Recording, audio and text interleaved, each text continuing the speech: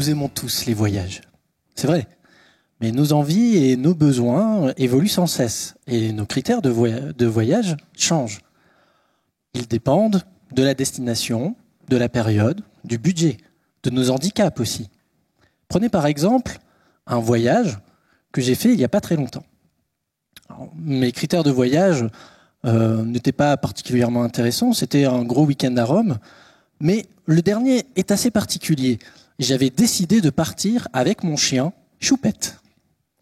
Ce voyage aurait pu être génial. Seulement, j'avais choisi un hôtel qui n'admettait pas les chiens. Les restaurants, c'était pareil.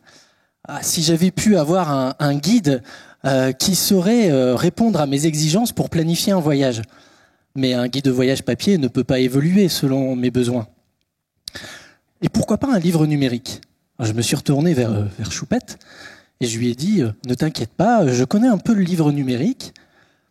Je vais faire une thèse et nous reviendrons pour faire notre voyage sur mesure. » Un livre numérique, c'est un fichier que vous pouvez lire sur votre smartphone, votre tablette ou votre ordinateur. Considérez-le comme une boîte dans laquelle se trouve tout le contenu du livre. Cette boîte est conçue comme les sites web, sauf que vous n'avez pas besoin de connexion Internet. Mais un livre numérique, c'est avant tout un livre. Il est donc composé d'images et de textes, de mots. Et ces mots sont porteurs de sens. Sauf que la machine ne le sait pas. Tout ce qu'elle peut vous dire, c'est qu'un mot est une suite de lettres. Pourtant, dans un livre, vous avez des dates, des lieux, des prix, des adresses. Et c'est ce genre d'informations dont nous avons besoin pour caractériser notre voyage.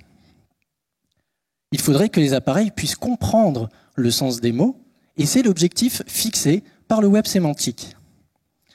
Je suis donc parti des technologies du web sémantique pour que les données au sein du livre numérique soient compréhensibles par les appareils, puis j'ai défini des mécanismes qui permettent de proposer des critères disponibles au sein du guide de voyage numérique, et à partir de ces critères, de proposer une lecture adaptée. C'est ce que j'ai appelé un parcours personnalisé de lecture. Vous pouvez toujours lire votre guide entièrement et vous pouvez redéfinir votre parcours autant de fois que vous le souhaitez. Mais le guide de voyage n'est plus une simple succession de pages. C'est un portail qui vous mène vers une lecture sur mesure. Et les parcours personnalisés de lecture fonctionnent également dans d'autres livres, comme les guides des vins, le livre de cuisine. Pour ma part, j'ai hâte de pouvoir repartir avec Choupette.